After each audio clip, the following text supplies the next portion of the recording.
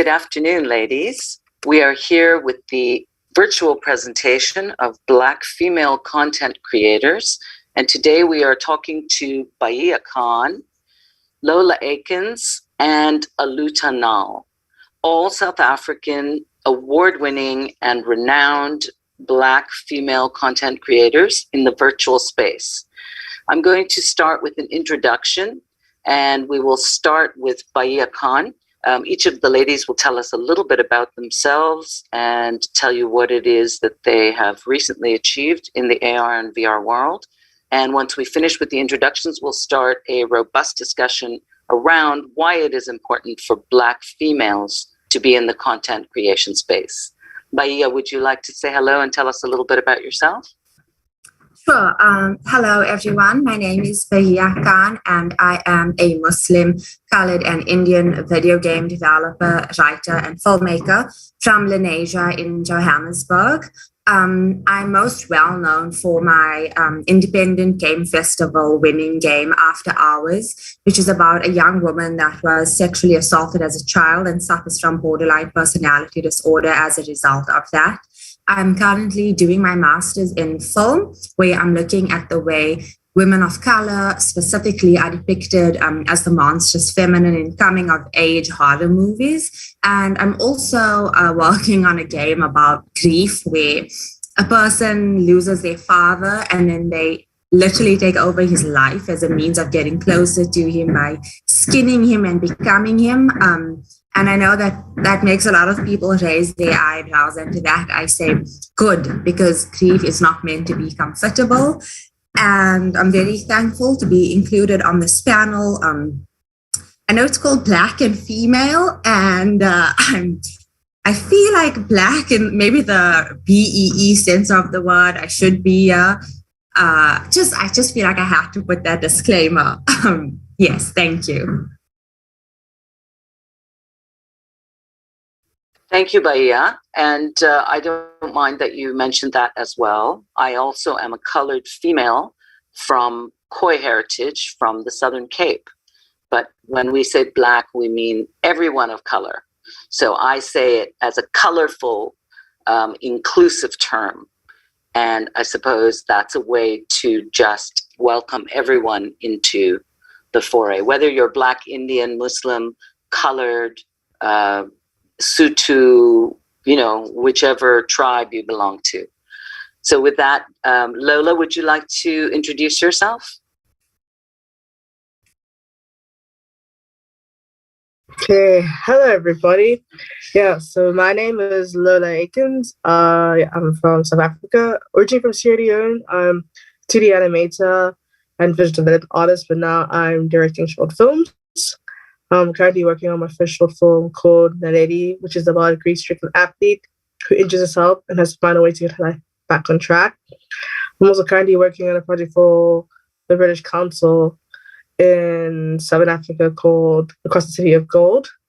And yeah, these are the projects that I have in the works. And in my work, I try to represent people that look like me, because growing up in animation, I didn't see people or hear stories about people that look like me, and also trying to push the boundaries and help set an identity for what animation coming out of Africa looks like. So yeah.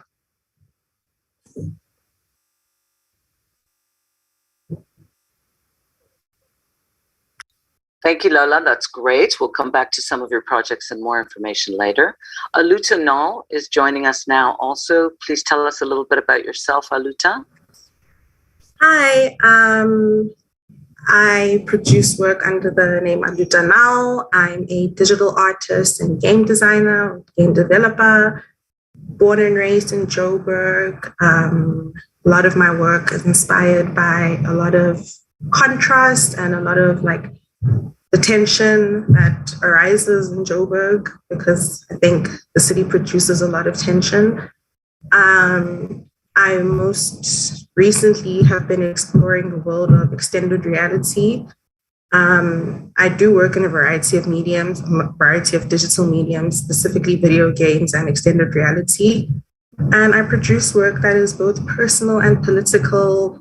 I explore themes such as perception, emotions, and a lot of mental things. Most recently, I had a solo exhibition with Bubblegum Gallery, and it explored mental health disintegration. So yeah, that's it. That's wonderful. Thank you so much. Aluta, Lola, and Bahia, I do notice a very similar thread running through all of your work.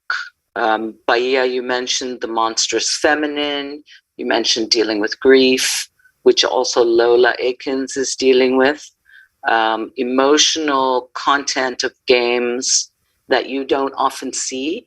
And you have also all really mentioned exploring aspects of yourself as a mirror or virtual reality as a mirror for your own experience. So perhaps we can talk about how you entered into the virtual reality space or the augmented reality and what it's like to be a female content creator.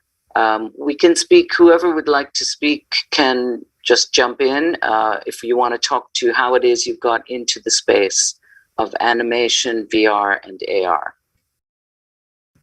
Aluta, would you like to speak to that?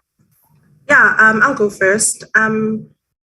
Getting into video games, I honestly got into it because it was a degree I found myself studying, and I fell in love with the art form of it. I fell in love with using games as an art medium, and that's primarily what I use games for. And then getting into the space of extended reality, making virtual reality, augmented reality, that was just myself pushing myself as an artist. And I refer to myself as a serial experimenter. So that was me just experimenting along the lines of the digital because I'm obsessed with the digital. And that's kind of how I got involved in there. And I think to be a Black woman in the space is very exciting because there historically hasn't been a lot of us in these spaces. So I think there's a lot of fresh content that we can bring to these spaces, a lot of really cool ideas that haven't been explored yet that I think are starting to be explored the more that we're being, I don't want to say infiltrating, but the more that we're forcing ourselves into these spaces and the more that these spaces are, I guess, allowing us into them, a lot more exciting content is coming out. And there's just a lot that can be explored and a lot that can be done. So I think for me personally, that's why I enjoy seeing other Black women in the space, why I enjoy being in the space. Yeah. That's great. Thank you, Aluta. Bahia, I'd like to bring you back to why and how your own personal journey of using gender-based violence and grief in your game came to be and what that means for your own personal journey as a virtual gamer. So my journey into becoming a game developer is a little bit unconventional. I didn't grow up playing video games. I come from a ghetto, and like at least for me and my family, I thought like only rich people had access to like Xboxes and PlayStations and whatever. And I applied to be a game designer because I really enjoyed math and science in high school, but also like English literature and telling stories. So I thought that the way that the degree was kind of marketed to me was that it would be a combination of all of those things.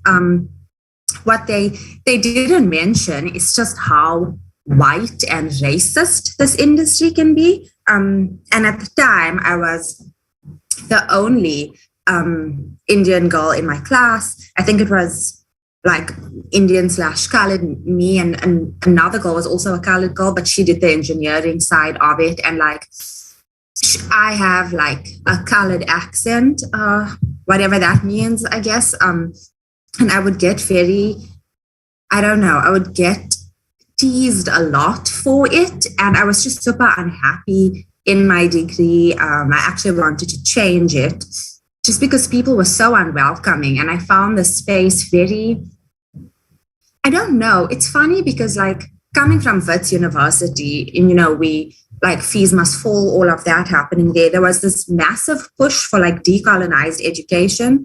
And I think about it so much, especially in terms of the degree that I studied. I mean, I hope it's changed now since I've graduated, but it was super Western. I think we maybe looked at 1 or 2 case studies of like indigenous games to our country. But sorry, I feel like I'm kind of speaking all over the place, but I just feel like my journey into becoming a game designer was not smooth at all. Like I mentioned, I wanted to switch degrees because I thought somebody like me couldn't be a game designer. The way that I spoke, the way that I felt, everything about me just felt wrong. But I couldn't change my degree because I came from a background where I was paying like 1,000 Rand a year for school fees. And then I come to university and it's like 50,000 Rand. And my mother's a single parent. And I thought like, I definitely can't say that I'm unhappy and want to change my degree because, you know, it was already such a thing that I went to art school instead of choosing something like accounting or like a more science-based degree. And I get it. Like my mother wanted stability for us because she raised 4 girls by herself and she also had to drop out of high school due to several political factors. You know, she was a colored teenager during apartheid.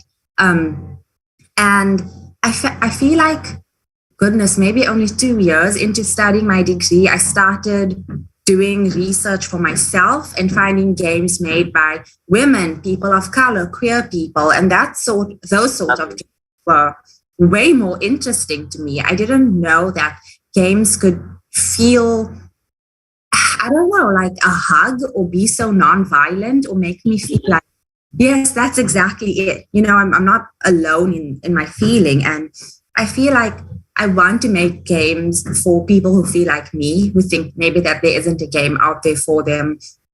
And just games that I wish existed. I mean, I'm sure the topics that I deal with, there are games that do exist about it, but I don't know. I haven't seen them. So if I feel like there's something I want to see out there, I'm going to make it instead of like waiting else to.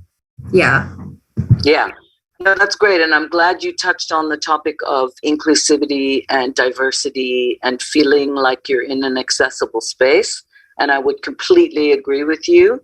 Before we go to Lola, I agree that in the gaming space, we have a predominantly white male and young white Western male access point. And that is a dangerous view because many people, and you're not wrong, you are right when you say that you thought Xbox and, you know, all these gaming opportunities were only available to affluent people. You're definitely right because you need the hardware, you need the software, you need the data. So it's an access point that doesn't exist for a lot of marginalized individuals. But I would like to go now to Lola Akins so that she can talk us through her journey to animation and just give us a little intro into how she got to be an animator. Okay, hi. Yeah, so like growing up, like I've always loved drawing, like since the age of 4. Like I can remember drawing, and you know, like I eventually wanted my drawings to move because I was drawing so much. Like, okay, and I just like was always watching animation, and it's like it just made sense to me from when I was like 9 that I want to see my drawings move. But also, I was playing a lot of video games as well. When I was growing up, like I loved playing Sonic and Ratchet and Clank on PlayStation as well, and also like you know in these games, like in these films, they're people that don't look like me. I was wondering why aren't there any like black people? Why aren't there any black women? Why aren't there any people from Africa? Like because everything we're watching was so westernized, and I wonder what games or what films, animated films would look like if they were told by people that looked like me.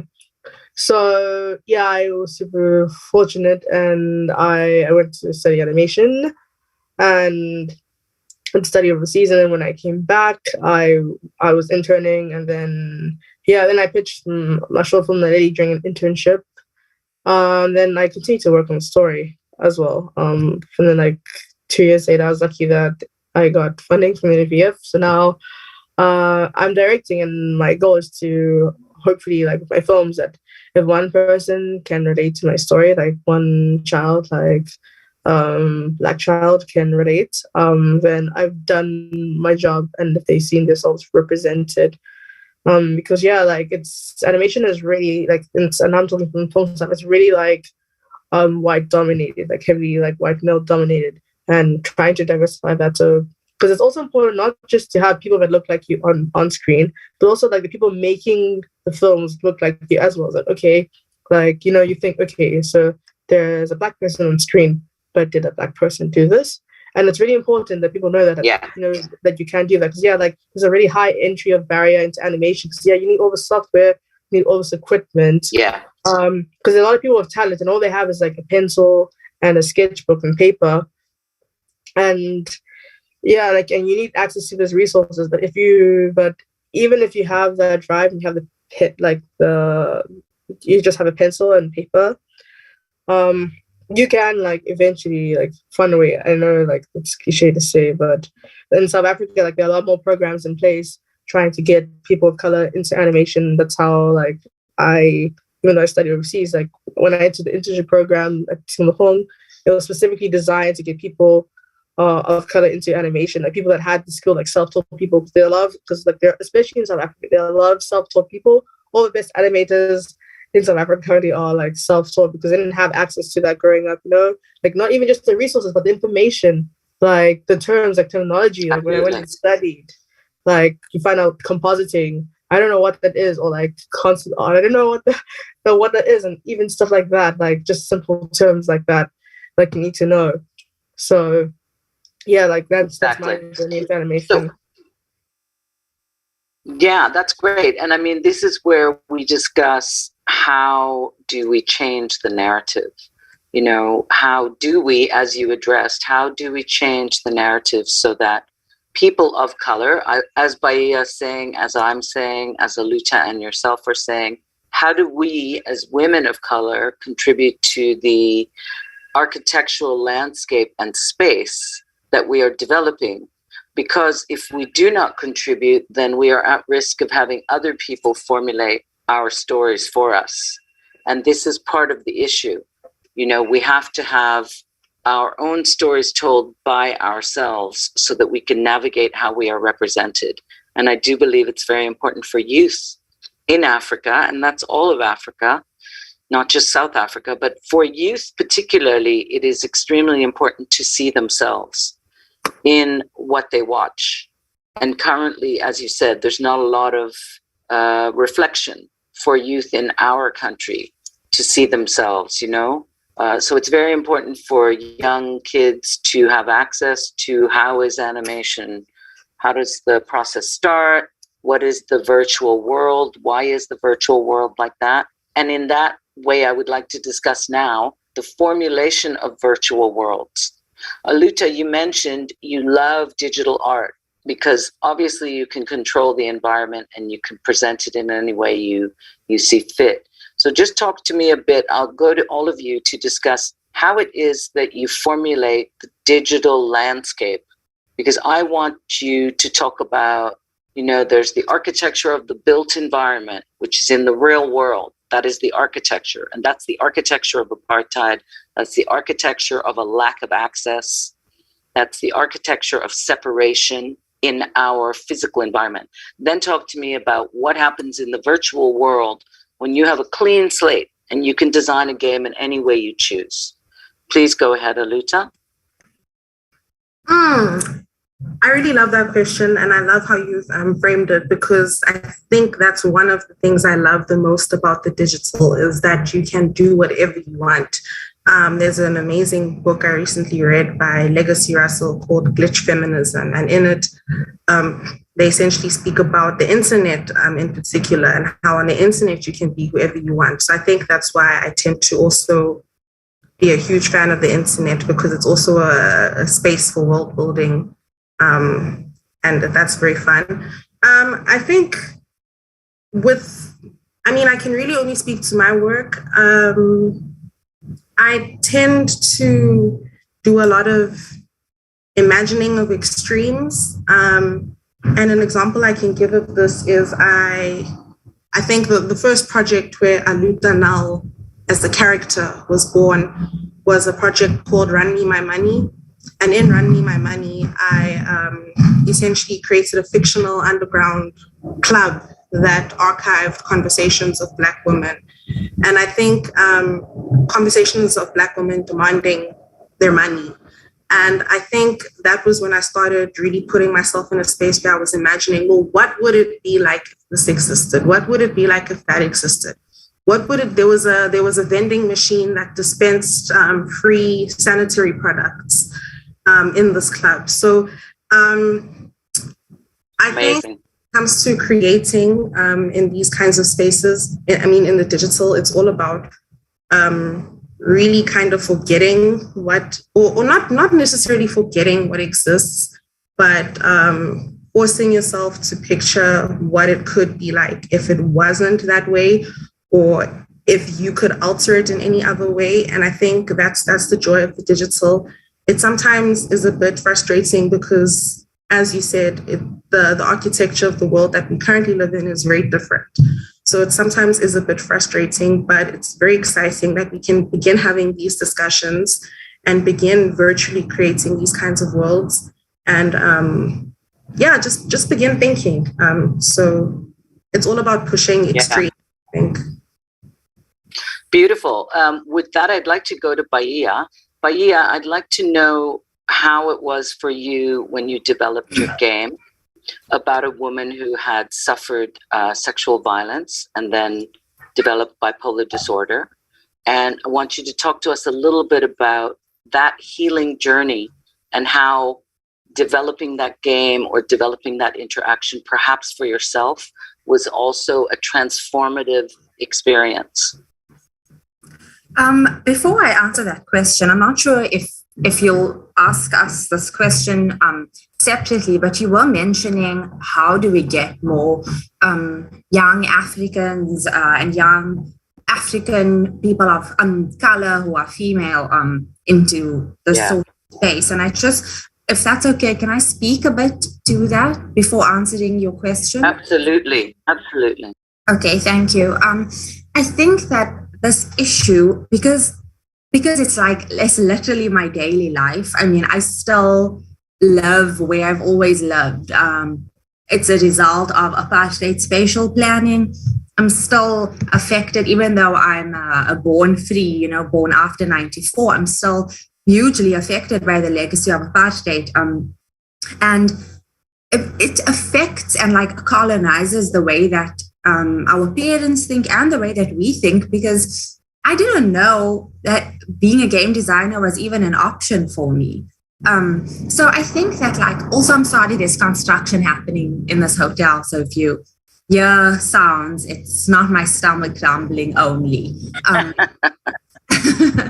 But I think that the fact that people don't know that they're allowed to become certain things is something that is so tragic and upsetting, because when I didn't even think about who made video games. And I think I'm sure there's a whole bunch of things that I still don't think about. But I think that people don't become something just because they don't know that it's available to them as an option. And also a lot of us, where I stay, there's so many child-headed households, and drugs and crime is a massive issue there. And I think that if you are a 15-year-old child who's looking after your 3 younger siblings, becoming a video game designer seems like a very frivolous thing. And I think that a lot of people think that oh, it's cool, you went to art school, everything's fun and easy. And there's a lot of times where I regret the fact that I went to art school, because now that I'm older and actually have bills, I can see my mother's point of view of why she wanted me to have that stability. And it's there's room for you to choose something that you might enjoy. You need to choose survival. And a lot of the time people ask me about the games industry and should they go into it. I don't mince my words, and I tell them that if you come from a family where you have a sort of financial safety net. I feel like it's a lot easier to be a game designer. When I was working on After Hours, the game that you're speaking to me about, I mean, I would be driving home and it would, well, not me physically driving, I can't drive, driving the transport or whatever. And there'd be so many obstacles just on my way home. There's like this bridge where I stay where people drop rocks off onto the cars so that they can hijack people and stuff. And we hit one of those rocks. And I remember thinking, like, this is so messed up because I still have deadlines for like the publisher of the game. And it's very difficult to explain to white Americans the concept of living where I do, the concept of load shedding. And I'm very privileged. Exactly. A lot of other people. So if I'm finding it so difficult, I mean, I can't imagine how it would be for somebody else. And I think that like even my 1,000 Rand of school fees that I was paying, people find that difficult as well. So if there's like, of course, if there's anyone like looking to help people to get into like the digital art space or into any sort of space, I feel like investing in people's education is so important, like from a primary school level. Already then, I think... Well, yeah. Sorry to interject, but that is ultimately important, because if we don't speak about the economics of access, so it's a big mystery to me that we never speak about the economics of access. It's one thing to say we need more female creators, more Black creators, more content creation that represents the population that we see outside of what we are seeing that's inputted. But when nobody's talking about if you live in the townships and you have no access to transport, or you don't have a flushing toilet, or your mother works as a domestic and your family is 5 people and you share a small space, where are you animating? How are you getting access to data? None of those things are discussed. It's almost like it's brushed under the rug. And currently we say, oh, well, there's lots of funding and there's a lot of opportunities. But in order to access those opportunities, like you mentioned, Bahia, you have to have a safety net. You have to have fairly wealthy parents who are in a good economic condition where they can afford to send you to art school, where you can afford to get a degree from AFTA, where you could afford to be a filmmaker and travel overseas, perhaps, and then have the intellectual acumen to apply for grant funding, right? I mean, you are all very educated women. You are all either pursuing your master's degrees or traveling overseas. You have global experience. You have international renown for your games. And so you are the top 2%. That's for sure. The top 2%. And how do we access other youth in the sector to help grow the industry? Let's just have a bit of an open discussion now around if Aluta or Lola, if you would like to say something about, what it's like to create your own virtual world. Because my theory is creating an animated world or a virtual world allows you to vision, like Aluta was saying, to have kind of a vision board view of what life would look like if you could create all the beautiful spaces. So perhaps, Lola, you could just talk about your animation somewhat around creating the world. Yeah, like for sure. Like first off, like you draw from personal experience. Like my film, it's based off like essentially my life, but like since it's about athletics and the first sequence, I was like, what would like an African Olympics, even though it's like African championships in my film, but I wanted to create a world where we go to like an athletic event and it's like the most celebrated event in the world, and like what would that look like in Africa, African aesthetics, And then I still drew from real life because like we had the Soccer World Cup and that was like the reference, but then times that by 10 because it's the Olympics, which celebrates all sports and not just soccer. But yeah, I wanted to touch on what you were saying and also what Bahia was saying as well. Yeah, like like in South Africa, like many people have like limited access to resources, and like I grew up really privileged because my parents, like they both I have both my parents and they were able to send me to good schools, and they were able to send me overseas. Like, even though I was looking for scholarships, if you're not European, like, it's very difficult. So, and then in South Africa as well, like, even like, again, like I was speaking before, like, this access, like the resources, like the animation schools, my parents wanted me to get a degree, and then like there is no animation school that gives a degree, and specifically what I wanted to do, because I wanted to do 2D animation, only 2D, because I love drawing.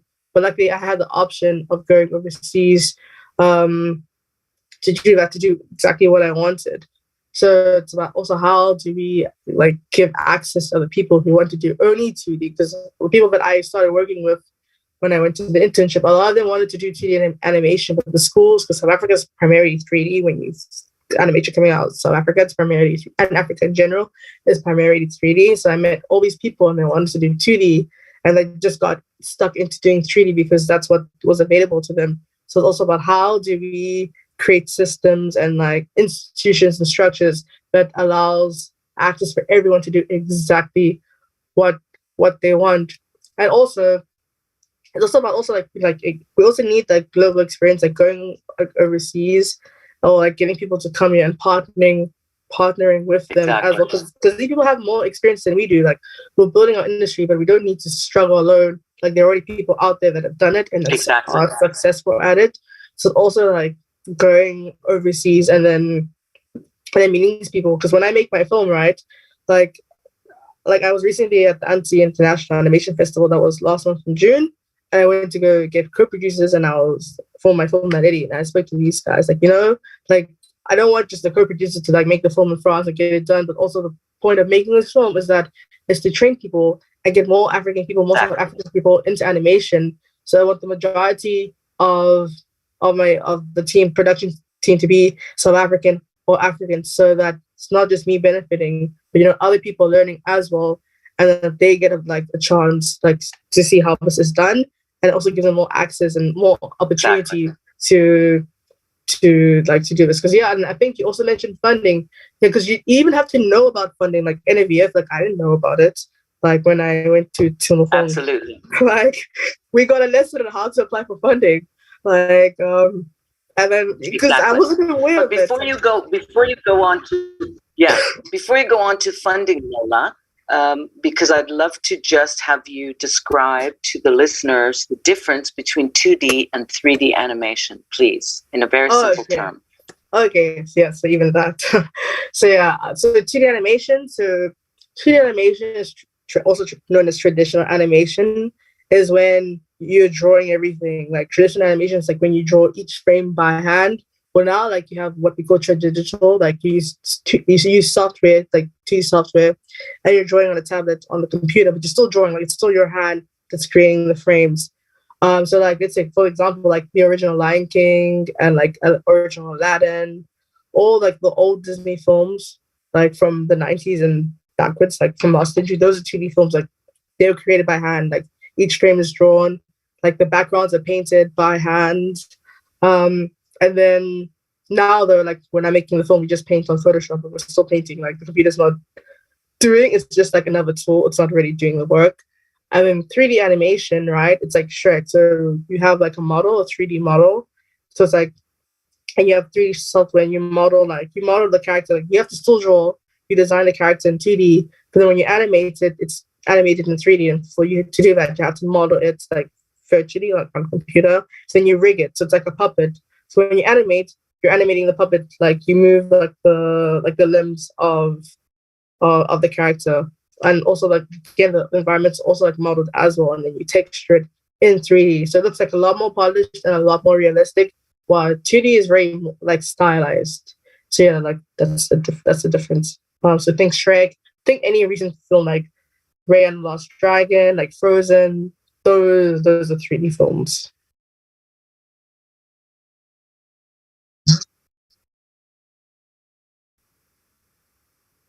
Okay. So then to go back to the funding that I was speaking of. So like, I didn't even know that was an option. Like, even when I was like applying for like scholarship and I initially wanted to study, I didn't know that was an option. Like NAVF or GFC, And yeah, it's only when I started working and I went to Hong. So even things like that, like just knowing about these things, like we don't have access to it. And like another thing that I heard is that we also don't get much funding, and it's because people don't know about the funding. So there's funding, and then like people don't know about it, so people don't apply, and then like, okay, the government sees, okay, like not people are not applying for funding, so let's give the funding that's for the arts to something else. That's why we're together with sports. But sports and arts, like Department of Sports, Arts and Culture, it should really be like Department of Arts, Department of Sports. You go to other countries, it's like, because even the PSP fund that I initially thought, like, no one was applying for it. Like I think only like a few people had applied for it. They had to extend the deadline because no one knew about it. You can't apply for something if you don't know about it. So it seems like that, like, and like it's generally people who have more access to resources that will know about this. So, and I was lucky, I was already in an animation space, but a lot of people like in schools, in the townships, like need to go out there and like in the more, like more rural areas and tell them that, like it's really hard. Like South Africa is really lucky, especially if you want to be in like film and animation, because we at least give funding to make our films. Like I think most countries in Africa, like they don't. I think maybe Kenya, they might give funding for films. But I think South Africa is like literally one of very few countries in Africa that would have that opportunity. The rest of the continent, they're struggling. They have to finance everything by themselves.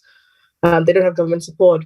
So it's really, again, like we as people that have this knowledge, and also like the government, like need to go out into like other parts of South Africa and tell people that this funding exists, and also tell them how to apply, because also applying is a skill. Like it's not just to know and apply. You need to know how to apply, like what you need, the documents that you need. That's very important, because if you don't have a document that's in order, automatically like you're out.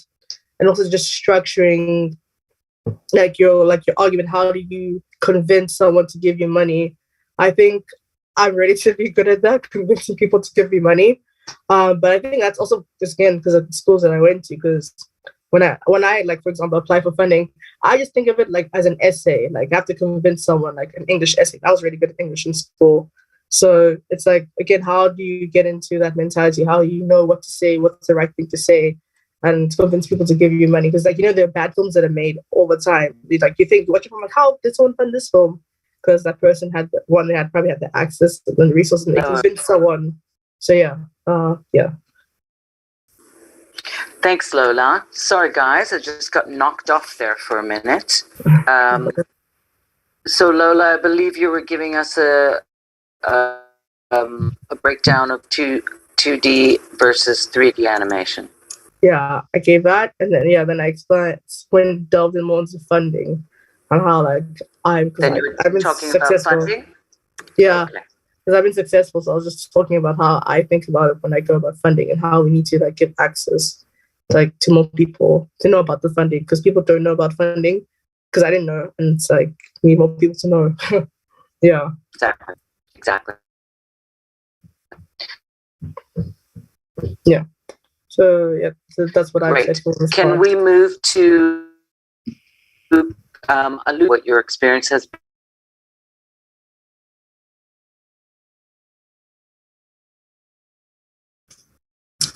Can you just repeat your question again?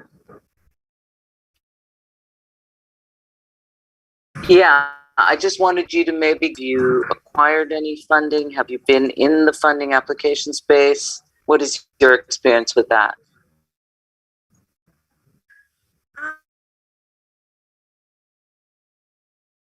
Very, very frustrating.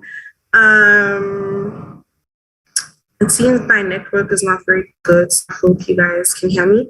But yeah, it's a very frustrating thing for me, just because of how difficult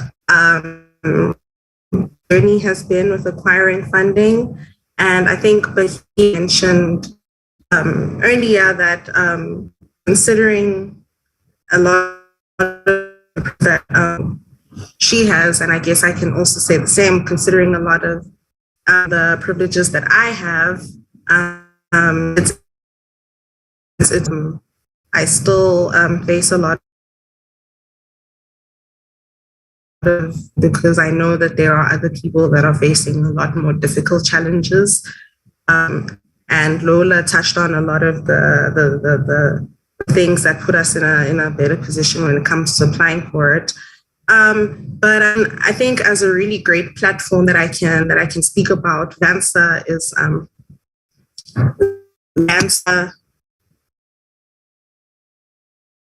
Vansa is a really great platform when it comes to finding funding opportunities, and I tend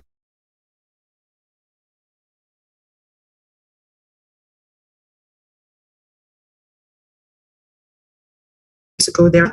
When it comes to the exam I had in October and September last year, Gallery, that was the first time I actually acquired funding, and that was funding that went towards developing the project. So that was, I guess, a very exciting experience because it showed me that it's actually possible. But yeah, funding opportunities, I think particularly because the kind of work I want to do is very irreverent, very experimental, that kind of scares some people. So it has been quite a challenge, but I think it's also about trusting the process and knowing that eventually you will crack it. But yeah, funding sucks. Funding is not fun. Applying for funding is not fun. I do it a lot, but I mean, we'll have one day. Yeah, it's very time consuming, right? And I always say the funding space is very difficult, Aluta. I'll move to Bahia now to talk about funding, if she has acquired any or what's happening there. You know, I see the funding space as a very prohibitive access point, because unless you are privileged and you have a lot of time and you have the expertise and the knowledge to get all these hideous documents together that they require, because they always require about 120 pages of things, it's a very prohibitive space, so it doesn't allow access for new entrants into the industry. But Bahia, if you could speak a little bit about your experience with funders, and that would be national or international. So I'm like notorious for not getting jobs and not getting funding. I don't know. I'm like I've gotten it once. And it's this year when I went to Sheffield, because my game After Hours was being shown at the Sheffield Doc Fest this year, which was really cool. But the way that I got that is I asked one of my friends in the games industry if he knew anyone who was doing funding, because I got rejected by the NFVF, I think that's National Film Video Foundation, yeah. And I was so angry because they were like, oh, you didn't like give your tax number, or like some document was missing, but everything was uploaded and it didn't say that anything was missing. And I was super confused because it was my first time applying to them about how things worked. So I feel like definitely it's very difficult when there's so many documents and like you don't understand what all the documents mean, and you email them but you never get a response, you know, which is just amazing. So exactly. Yeah. And what happened is that actually, which is like super cool, because I asked my friend if he knew anyone that was funding, he spoke to someone someone higher up, I guess, I don't know, in the South African games industry, who decided to start a fund for African developers to attend conferences internationally if they are struggling. So they didn't pay for everything. They, if I needed like 45,000 Rand in total, they gave me 15,000 Rand, but I mean, that's still a major help. And the rest of my trip was funded with the Mobility Fund by the British Council. But that too was like, I mean, I'm super grateful, but it was a disaster because the Sheffield trip, I actually had to put in my own money to change the dates because the money still hadn't come through from the British Council. And I had literally 0 rand in my bank account. So I couldn't afford to even get to the airport to catch my flight. So to borrow money to change my flight, because I kept thinking that like, it's not just about changing my flight, it's about paying for meals at the airport. All the airports I'll be stopping at. It's about getting to the UK and not having money for food. And honestly, That's right. one of the worst trips of my life. There was a strike at the European airports. I'm not sure if it's still happening, but my flight got delayed and I ended up being in Paris for one night and one day. And because you have to pay for like everything yourself and then claim back from Air France, who has not gotten back to me and don't respond to emails as well. So I had to borrow more money out of my budget to pay for a hotel, meals, transport, all of that. So it just feels like even when you do get funding, I feel like you don't understand when applying for funding how to budget for like emergencies. You know, you don't travel insurance ease at all. So I wish that funding sites had, I don't know, like a list of things for you to consider when thinking about your budget, thinking about things that could potentially go wrong. To like help you apply for visas. Yeah, but these are the things, Bahia, that we talk about, right? So it's all about when discussing that the three of you are young women who are educated and have a certain amount of access because you come from relatively wealthy families or educated families where you could at least even pursue the dream of being a gamer or of creating games or being an animator, writing content, you know? And even pursuing your studies, getting a BA, getting a degree, getting a master's degree. These are wonderful achievements, but they're not available to everyone. And you're absolutely right, Bahia, when you mentioned that even getting funding, what is not so obvious to international funders and maybe not even to local funders is exactly what you touched on. Maybe you don't have any money to get to the airport.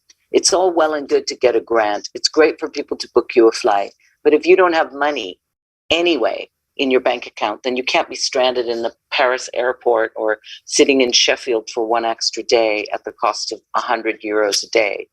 So we know that the economic environment is limited. As we move closer to the end of our talk, I would very much like us to envision a future in which youth has access to animation through perhaps partnerships with international animation schools and training facilities, and to envision a world in which our content, yours, I'm speaking of particularly, the three of you, the content that you create through the grace of funding from people like the British Council, from funders like the Durban International Film Festival, from the lucky few like Lola Aikens, who's funded by the National Film and Video Foundation, through the KZNFC, which is the KZN Film Commission, who funds DIF so that we can have the opportunity to present talks like this through Isipetu. I want you to give me a vision of your world as a dream in which you can create the kind of content you want, you have the money you have to make what you want, and you have your own animation house. Let's start with Aluta, and then we'll go through to each of you to tell me what your future looks like in your visioning. Aluta?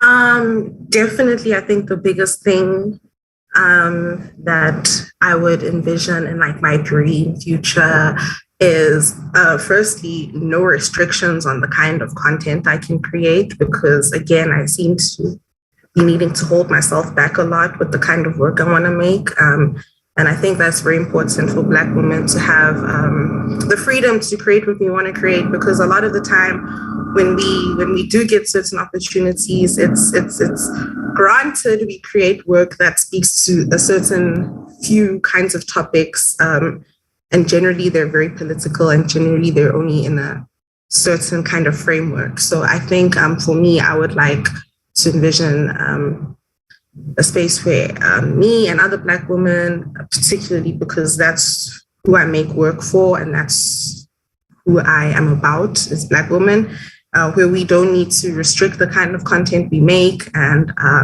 we don't need to beg white men for money anymore. That would be dope.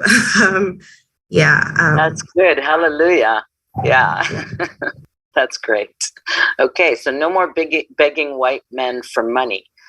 Going to you, Lola, what does your dream animation studio and animation house look like where you can create the content you wish to create?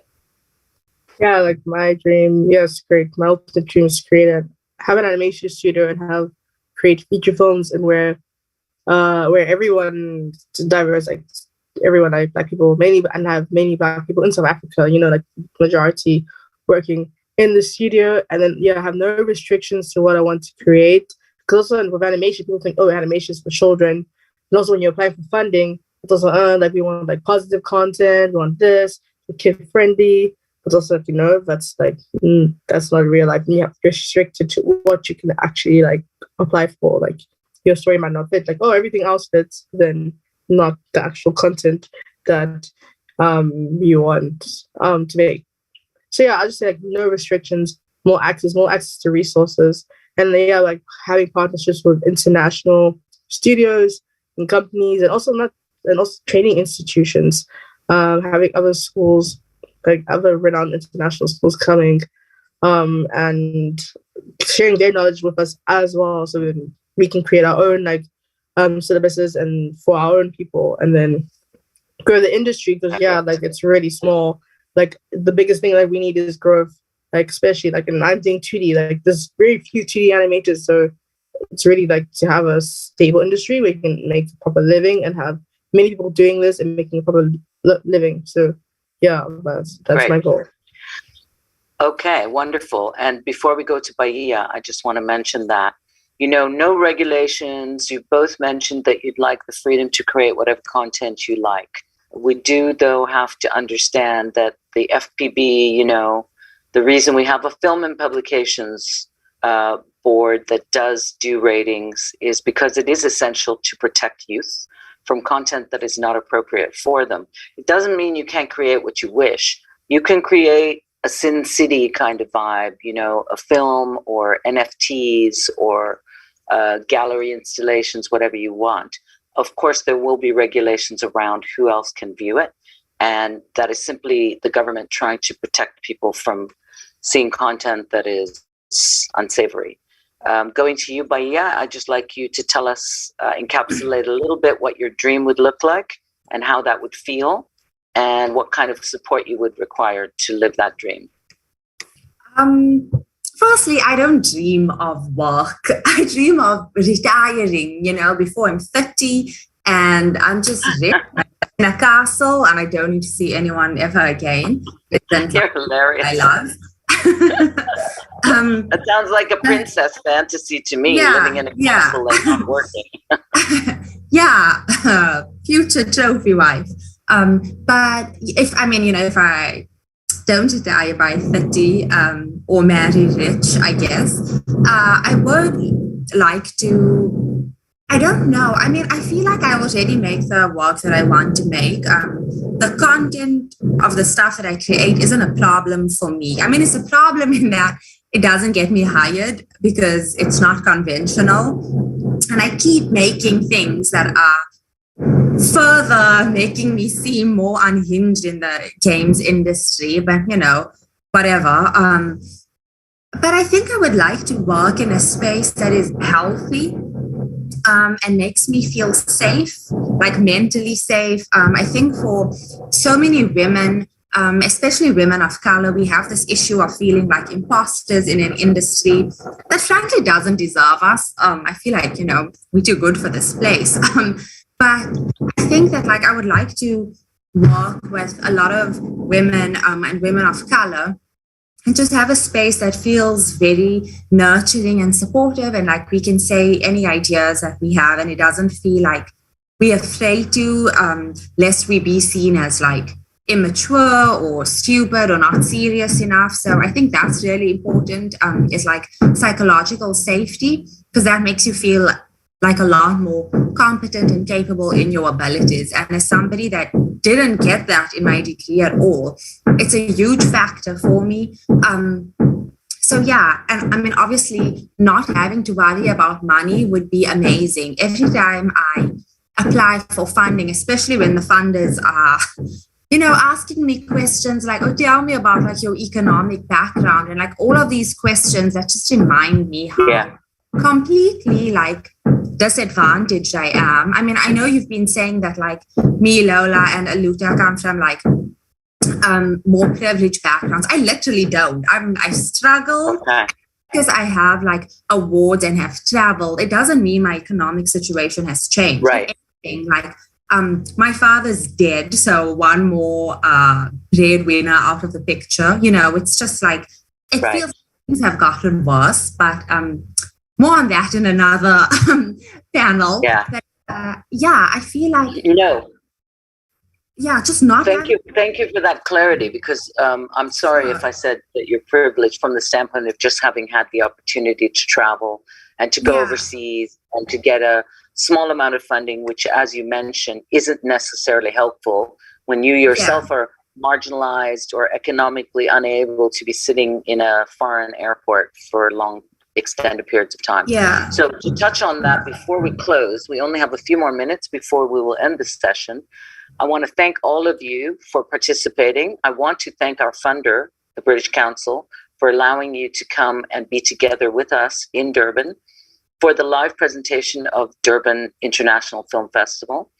I want to encourage everyone listening on Facebook or Instagram to go to durbanfilmfest.com and look at all the live screenings that you can visit and come to Suncoast Cine Center to join us. Tonight is the inaugural International Student Film Festival screening at 5 p.m.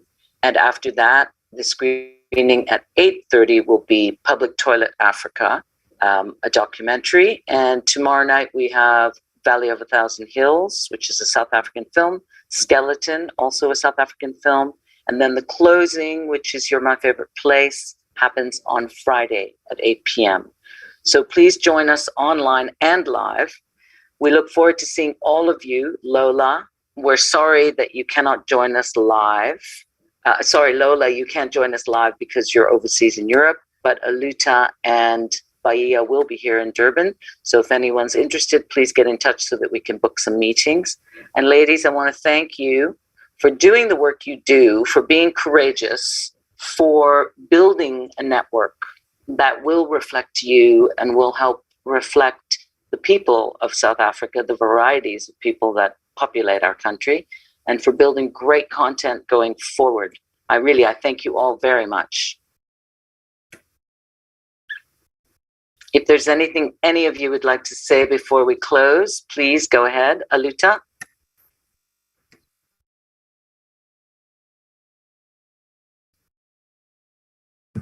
Kamo, you muted. My bad. Thank you as well for having us all together. It's nice to be together again. And I think this is a very important conversation. And I think more of these. Forward to seeing you in the flesh. Lola, would you like to say goodbye before we close? Yeah, thank you for having us. I'm sorry I couldn't be there in person this year, but hopefully next year. And this is a really important conversation. I hope we continue to have more conversations like this as well in the future. So thank you. Thank you very much to the British Council as well for sponsoring this panel. Thank you, Lola. We miss you, and we'll see you whether in Cape Town at the MIP Africa, which happens at the end of August, or at any other festivals coming. I'll be there. Oh, good. Okay, you'll be there. Because the Animation Festival happens in Cape Town as well at the same time. As MIP Africa. Okay, great. Bahia, can we have a little goodbye comment from you before we close? Sure. I just want to say thank you so much for giving us this platform to speak about things. It's amazing that I can speak to anyone who's maybe in my situation or to help somebody understand more what it's like to be in my situation. And thanks for asking the important questions, Velma. Also, I just wanted to clarify, you mentioned that my game is about bipolar disorder, and it's actually a borderline personality disorder, which is into bipolar. So, important. Yes. Yeah. And important distinctions. Thank you for that. Yeah. Thank you, lady. We really look forward to doing this again with you. We thank you infinitely. And we will be here on the ground in Durban. So please join us live at Cine Center Suncoast. Thank you, everyone. Have a great